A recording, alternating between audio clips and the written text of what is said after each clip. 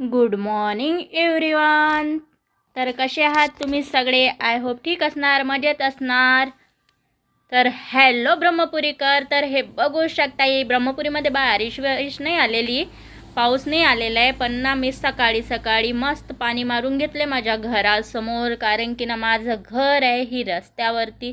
तर रस्त्यावरती असल्यामुळे ना घरामध्ये खूप सारी घाण माती वगैरे धूळ वगैरे येत असतो, त्यामुळे मस्त उठली, मॉर्निंगची सुरुवात झाली मस्त माझी. आज पाणी भरण्यापासून सकाळी सकाळी नळ येत असतात, तर मी म्हटलं चला आज बाहेर पण रस्त्यावर थोडं पाणी मारू, म्हणजे तेवढंच पोर्चमध्ये माती वगैरे येणार नाही, धूळ वगैरे येणार नाही. तर मी बघू शकताय तुम्ही, तर मी रेडी होत आहे आता जाण्यासाठी मॉर्निंग वॉकला. तर चला माझ्यासोबत पण तुम्ही फिरण्यासाठी.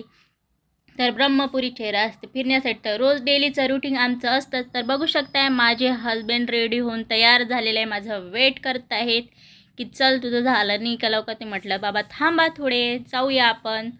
तर म्हटलं मस्त सॉक्स वगैरे घालून आपले रेडी शेडी होऊन तर हे आले माझ्याकडे. तर म्हणे तुझ्या चप्पल्स आणि बूट्स तर सगळे ओले झाले, तू सगळं पाणी मारलं तर तू माझे शूज घाल. तर मी म्हटलं आहो नको, तुमचे मोठे आहे शूज.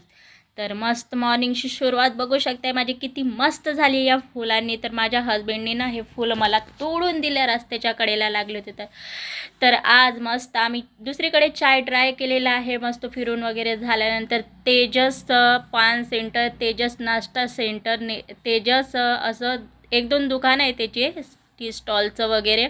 तर ते 3 शॉप आहे. तर आज म्हटलं चला याला ह्या शॉपला आपण विजिट करूया. तर आज याला एक्सप्लोअर केलं आहे आम्ही.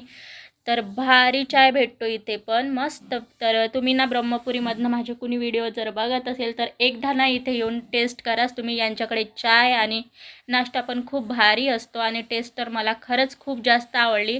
मी याच्या आधी पण इथे ना मटकी खाल्लेली होती सकाळी सकाळी नाश्त्याला, आणि आज पण ना ती मटकी आणि चाय आम्ही ट्राय केलेला आहे.